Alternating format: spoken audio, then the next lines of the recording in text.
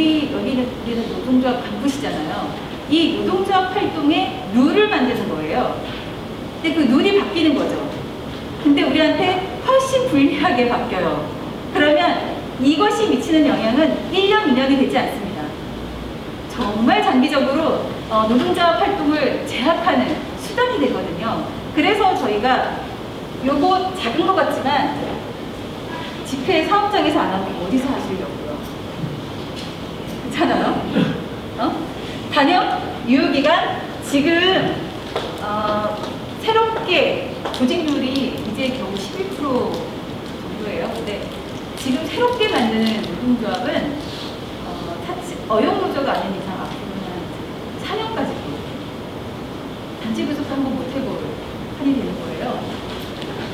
그래서 이 내용에 대해서 우리가 왜 이거를 막아야 되는지를 좀 설명드리려고 하는 겁니다. 첫 번째는 첫 번째 쟁점에서 하나씩 좀 설명을 드리면 일단 이거는 이미 이 판례가 2000년도 중반 때부터 지금 2020년이잖아요. 2000년도 중반 때부터 노동조합 가입을 실업자나 구직중인자도 노동조합에 가입할 수 있다라고 했어요. 그리고 민주노총은 이미 기업별이 아니라 이제는 산별노조로 가야 된다고 얘기하고 있기 때문에 사실 노동조합의 선택을 방식을 그냥 산별노조로 하면은 실업자가 됐던 앞으로 이럴 의욕만 있는 사람이면 다 노동조합에 가입할 수 있습니다. 근데 이번에 정부가 조금 바꿔주겠다고 한 거는 이런 거죠.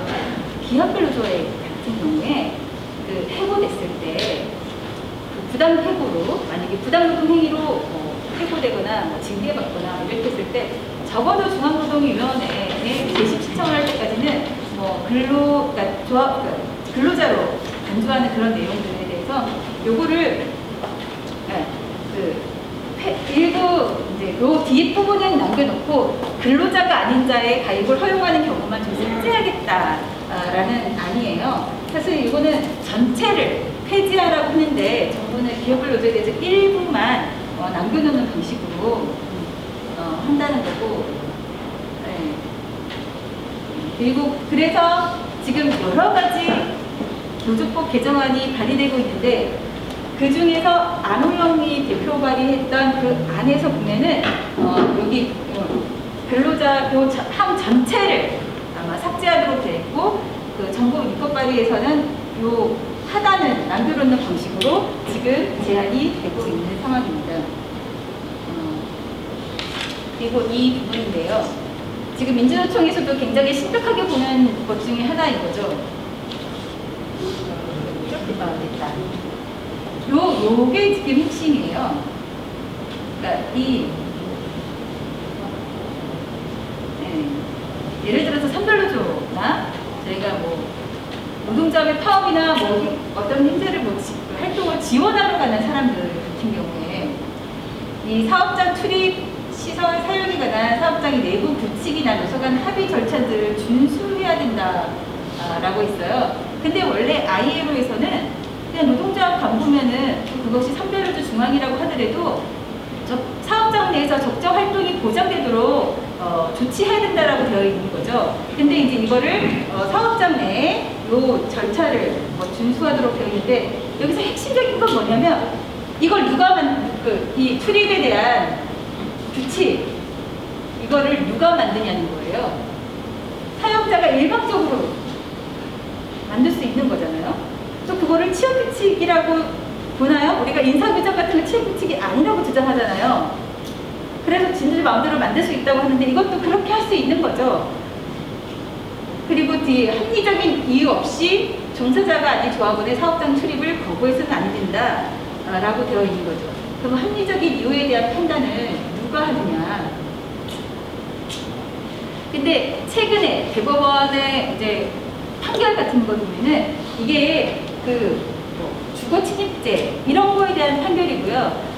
요 밑에 거는 얼마 전에 저희가 본조에서 법률원 소식지로도 나갔던 내용들인데 이런 거죠.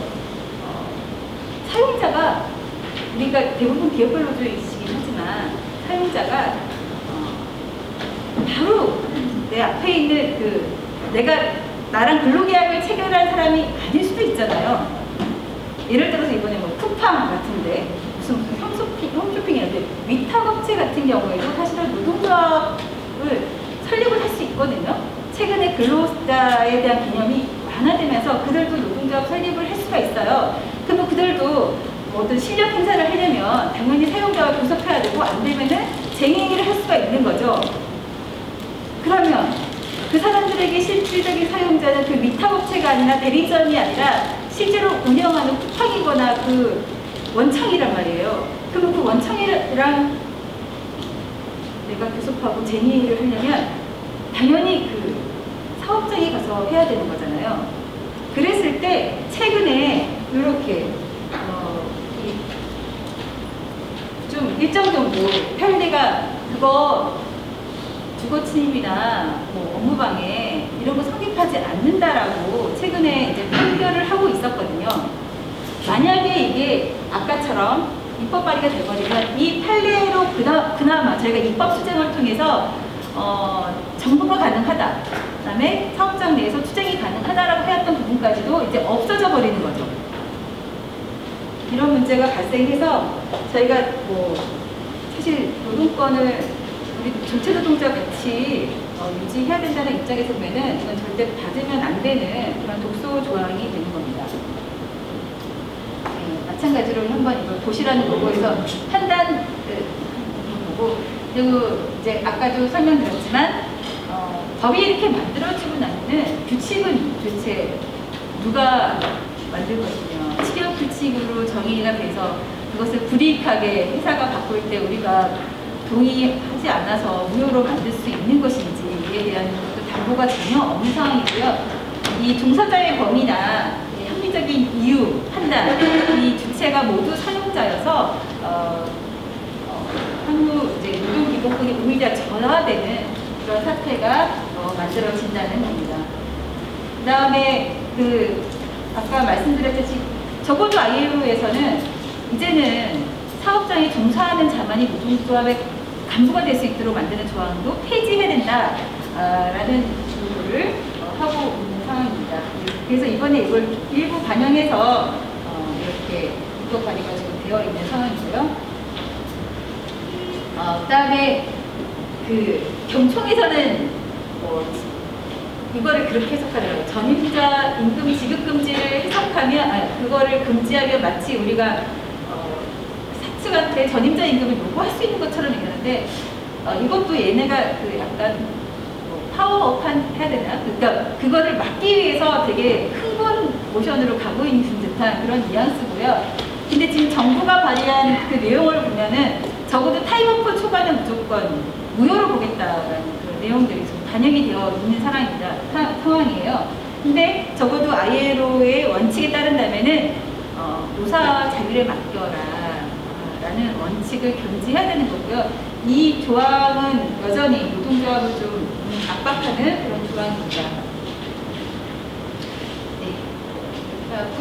그래서 좀 소개해드리고 싶은 내용은 사실은 이게 지난 재작년이거든요. 작년에 정의당에서 이거 타임오프 폐지가 노동조합은 2010년도 날치기 통과될 때부터 저희의 지침이었어요. 전임자 임금을 자율을 맡기고 타임오프는 폐지하겠다는 게 저희 요구안이었거든요. 근데 정의당에서 10명을 못 만들어서 입법 발의를 못했었어요. 근데 올해 이 한국노총 출신의 국회의원들이 지금 대거 여기에 대한 지금 발의들을 하고 있는데 일단 더민주에서 이수진 대표 발의안으로 된 안을 보면은 이런 전임자 임금 제도로 통합하고 타임오프를 폐지하자, 근로시간 면제제도 폐지하자, 요게 지금 하나에 올라가 있는 거고요. 아마 이거는 자기 출신 한국노총이 여기에 굉장히 올인하고 있어서 그걸 반영한 것이 아닌가라는 생각이 드는데 이거 된다기보다는 약간 그들의 요구를 받아서 들어간 것 같은 느낌입니다. 그래서 발의가 한 11명 정도 대표 발의돼서 되어 있고요. 저 박대수라는 분도 만들었던 대표안에 보면은 전임자 임금 금지는 냅두는데 타임오프를 초과해서, 그러니까 상급단체 파견자에게는 타임오프를 초과해서 인정하는 것들을 두자라는 것들도 같이 올라가 있는 상황입니다. 아까 말씀드렸던 그 고용노동 소위에서 논의가 되면은 발의된 내용들이 전체 한꺼번에 논의가 되거든요. 그래서 조금은 이게 가능성은 있어 보인다라는 거고, 교섭창구 단일화에 대해서는 사실은 이번에서 변화된 게 없습니다. 여전히 그거를 유지하는데, 다만 현재는 공정대표 의무 위반을 교섭창구 단일화에 참가한 노동조합 사이에서 한 덩어리니까 차별하지 말라고 되어 있거든요. 근데 이번에 들어가는 거는 사용자가 개별 교섭하는 경우, 근데 봤더니요, 개별 교섭은 부당노동행위 사업자에만 있더라고요. 경험상. 네. 사용자가 각자 교섭하겠다고 할 때는 다 이유가 있더라고요. 그러니까 그 어용일 때 이제 허용하는 거죠. 근데 이게 어떻게 만들어졌냐면, 이게 이제 우리 노조의 대신증권에서 있었던 사건이 대법원에서 부당노동행위로 확정 판결을 받은 내용이에요. 이게 어떤 내용이냐면, 그러니까 개별 교섭을 했어요. 그러니까 A라는 노조가, 그러니까 우리 노조가 대신증권 지부가 생기고 바로 3일 후에 그 무노조 기업에서 복수노조가 생겼거든요. 복수노조가 생겨서 개별 교섭하겠다고 나온 거예요. 왜냐하면 그쪽이 숫자가 훨씬 적었거든요. 그리고 나서 그해 12월에 단협을 체결했어요. 임금협약을 체결했거든요. 사측에서 우리 말고 그 개별 교섭했던 복수노조랑 그 단협을 체결했는데, 그 단협 체결 조건이 뭐였냐면, 그때가 12월 1일이었어요. 1일부터 15일까지 그러니까 그 잠정 합의를 1일날 하고 한 15일 정도 후에 본 합의를 체결하기로 한 거예요. 그래 놓고 이 노동조합이 통보한 사람한테는 타결 경력금을 주겠다고 하는 거예요. 그러니까 묻지도 따지지도 않고 노동조합 조합원이라고 하면 타결 경력을 주겠다고 회사가 약속을 한 거죠. 그래서 우리는 그거는 야, 조합원수 물려주려고 일부러 쓰는 거다. 부당노동행위다. 이렇게 좀 주장을 했던 거고, 그게 대법원까지 가서 인정을 받았어요. 그런데 여기서 저희는 사실 주장은 뭐냐면, 하나의 사업장에서 같은 일을 하는 사람끼리 어떻게 근로조건에 차별을 두냐. 다만 노동조합에 대해서 인정한 사무실 규모라든가 뭐 타임 한도라든가 이런 거를 차등을 둘 수 있지만, 어떻게 임금 자체에 격차를 두는 거는 이거 말도 안 된다. 이런 주장을 했었죠. 그런데 대법원이 이렇게 말을 한 거죠. 복수의 노동조합과 개별적으로 교섭을 진행해서 체결 시기와 내용을 달리하는, 그러니까 체결도 따로 할 수 있고 단체 협약 내용도 달리하는 협약을 체결할 수 있다. 이렇게 판정을 한 거예요.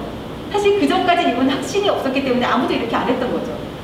그래서 그 다음에 이제 개별 교섭을 하는 그 사업장에서는 이렇게 할 수 있다라는 것들이 이제 확인됐기 때문에 이렇게 할 수 있었는데, 이번에 이제 입법 발의된 내용에서는 설사 개별 교섭을 하더라도 근로조건에 차별을 줄 수는 없다는 내용들을 명시적으로 좀 넣겠다라는 내용이 이번에 들어간 겁니다. 그리고 저도 단체 교섭 그 분리 제도는 딱 2건을 해봤어요. 하나는 포스콤에서 정규직과 이제 그 일 자체가 달라서 한번 해봤고, 또 하나는 현대상선에서 지금 HMM이라고 부르는데, 그 항원 노동자들하고 이 사무직 노동자하고 근로 조건이 좀 업무 환경이나 임금이 너무 달라서 이거는 분리가 필요하다라는 주장을 좀 해봤거든요. 근데 우리 지금 제도에는 분리할 수 있다고만 돼 있고 분리된 제도를 통합하는 제도가 없다는 거예요. 그래서 요거를 이번에 좀 반영하겠다라는 의미입니다. 사실 이거는 부수적으로 필요한 것들을 좀 해결하는 민원이 되는 거죠. 그리고 교섭에서 국가와 지방자치단체에 책무를 넣는데, 이거는 사실 뭐 경산업이나 이런 것들을 다 염두해두고, 아니면 서울시 이렇게 지자체와 협조를 공조할 수 있는 사안들을 할 수 있도록 여건을 만들어주겠다라는 취지로 좀 들어간 내용입니다. 그리고 저희가 이제 좀 심각하게 보는 것이 이거죠. 단체별 유효기간을 연장하는 부분인 거죠. 현재 법이 어떻게 되어 있냐면, 유효기간 문제는 사실은 교섭 대표 노조의 지위 유지 기간과 연동합니다. 근데 이거는 시행령이니까 사실은 이 법이 통과되면 시행령은 자유롭게 조절할 수 있어지는 거죠. 근데 현재 법이 어떻게 되냐면 먼저 체결한 단협을 중심으로 유효기간이 2년인 경우에는 그 유효기간 동안, 유효기간이 2년보다 짧을 때는 2년까지 교섭대표노조의 지위가 유지되는 것으로 보는 거거든요. 근데 만약에 이게 3년으로 바뀌면 이 밑에 숫자가 다 3으로 바뀌겠죠. 그러면 첫 번째 해에 교섭이 최대한 끌면 1년까지 끌 수 있잖아요.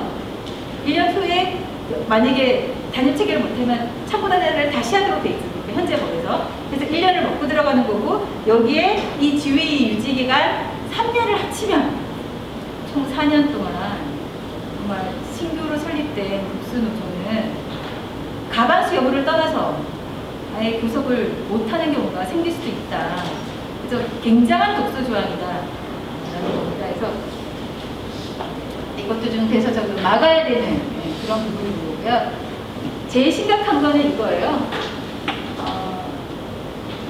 37조에 보면 일단 사용자 정규를 배제하여 조업을 방해하는 행위는 쟁행위로 해서는 안 됩니다.